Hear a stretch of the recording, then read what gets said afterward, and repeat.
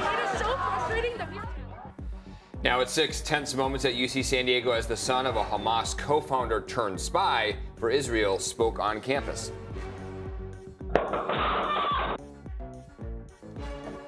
Oh, that little boy you see on the couch almost hit by bullets. We'll tell you about this drive-by shooting that did hurt other kids. And the mountain lion spotted prowling in a backyard.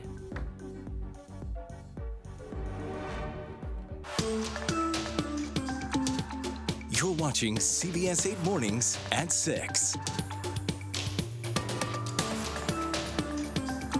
6 a.m. on this Wednesday as you're waking up, if you have the Monday through Friday schedule. You got to realize that you're halfway through the week here because not everyone does, right? Yes. I'm glad you're with us. Eric Connor here. And I'm Neda Iranpour. Thank you for joining us, getting you ready for the second half of your week, for the weekend that's to come. And we'll say, yeah, we're overcast, but hey, it's a beautiful day no matter what in San Diego because we get to live here. And I promised you a view of the sunrise if I could find one, and there it is. Nice. So an east-facing camera from Black Mountain shows the top above the clouds and the sun coming up. So that's east-facing, of course, and it does look really pretty. Most of you obviously are underneath the clouds. For today, temperatures will be in the mid to upper 60s. Right now, you're waking up to the 50s. I'll have your full forecast in just a few minutes. it is so frustrating that Tense moments at UC San Diego between pro-Israel and pro-Palestinian groups. It happened last night just before the son of a Hamas co-founder took the stage to speak on campus. Mossab Hassan Youssef is a former Hamas militant who deflected to Israel in 1997. He then worked as a spy for Israel before moving to the United States in 2007. Tonight, the administration has given the green light and approved the hosting of an event with Mossab Hassan Youssef, a notorious Islamophobe. Youssef has repeatedly spewed Islamophobic comments and spread hate. Israel was able to swing him and make him an informant, so I think that's a really good opportunity to learn the ins and outs about, what he did, how he did it, and just he's a very big activist for Israel. UCSD Tritons for Israel hosted Youssef as one of their speakers for Peace in Israel Week. And now layoffs at the San Diego Unified School District will be finalized today.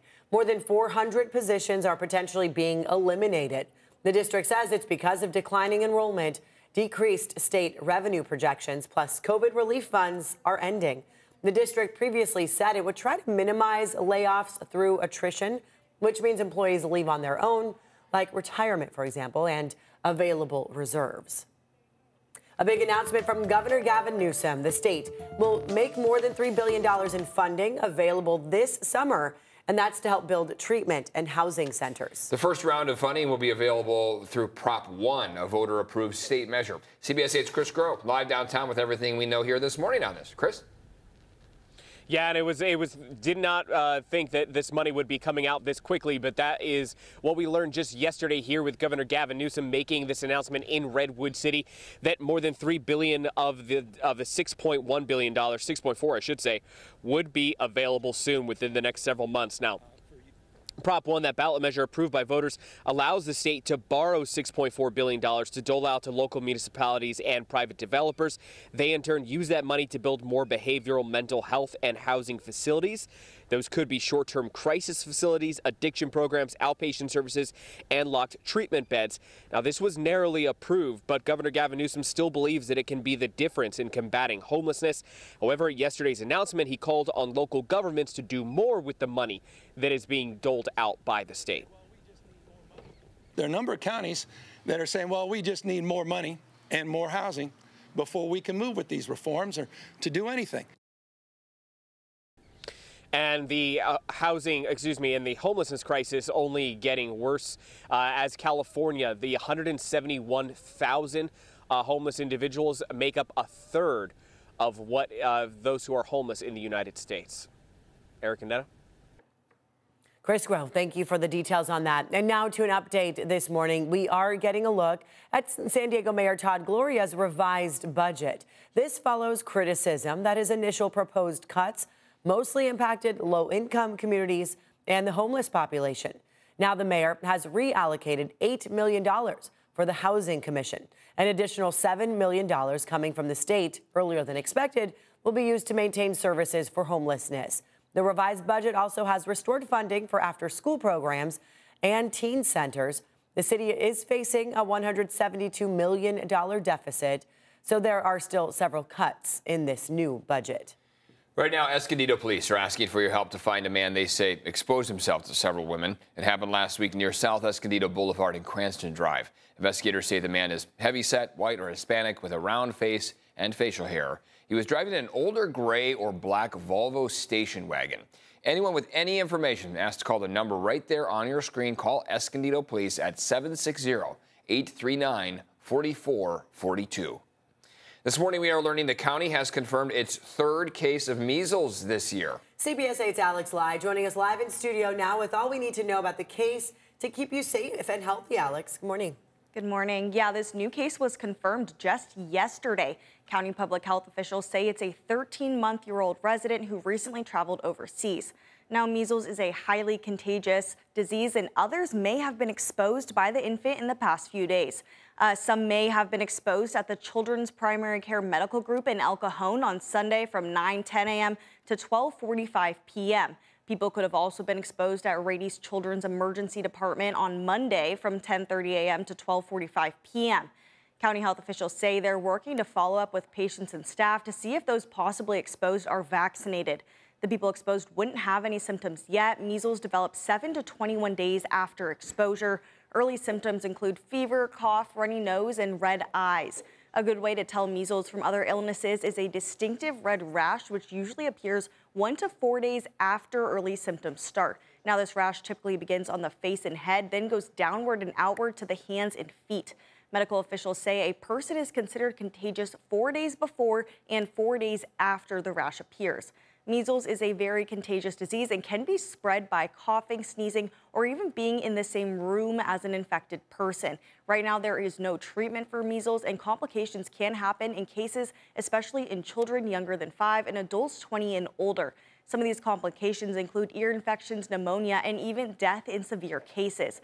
Doctors say the best way to prevent measles is to get the vaccine, especially if traveling overseas. Now, this case is the third in the region this year. None of the cases are linked, but all are associated with international travel. And before 2024, the last confirmed measles case in San Diego County was in 2019. People with symptoms are asked to call their doctor's office in advance instead of visiting an office directly and possibly exposing others. Back to you. All right, thank you for that, Alex. Let's get a check on that gray May forecast. It's in full effect here. Is it going to burn off at some point here today? We hope so, right? Today is actually an exceptionally deeper marine layer, so it's going to be slow to roll back. But yeah, the retreating of it usually will help warm things up. That's why, since it may not happen as early as it did, say, yesterday, we may not warm up as much. But look at this gorgeous view. Here we are looking from Big Black Mountain out towards the east where you see that sun coming up. It's kind of like we're on an airplane, right? Flying over the clouds. But yeah, most of San Diego County, even far into our mountains, you do have the cloud coverage. Hanging out with you this morning. Our sunrise time was at 5:49. This is the view from Mount Soledad. This also looking out towards the west. Let's check out your weather headlines. So there's a chance for some drizzle this morning. That dense marine layer is upon us. Slight cooling today, and then we warm up a little bit tomorrow. And then through the weekend, we will stay the same. So what you see tomorrow will be what you get all the way through Sunday. And then next week, a little bit of cooling, but really this weather pattern is on repeat. Morning clouds, afternoon sun, especially inland. The coast doesn't always get much of the sun. You might get an hour max, and then the marine layer comes on back. So there's an area of low pressure way off the coast here, and that's contributing to more of that onshore flow for today. That's why we're getting that deeper cloud coverage. 57 degrees in Poway, 57 in El Cajon, 58 in Chula Vista. The current temperatures, I should say, 61 for downtown San Diego. So you're waking up to the upper 50s, right around 60 for most of you. Slightly warmer than yesterday at this time.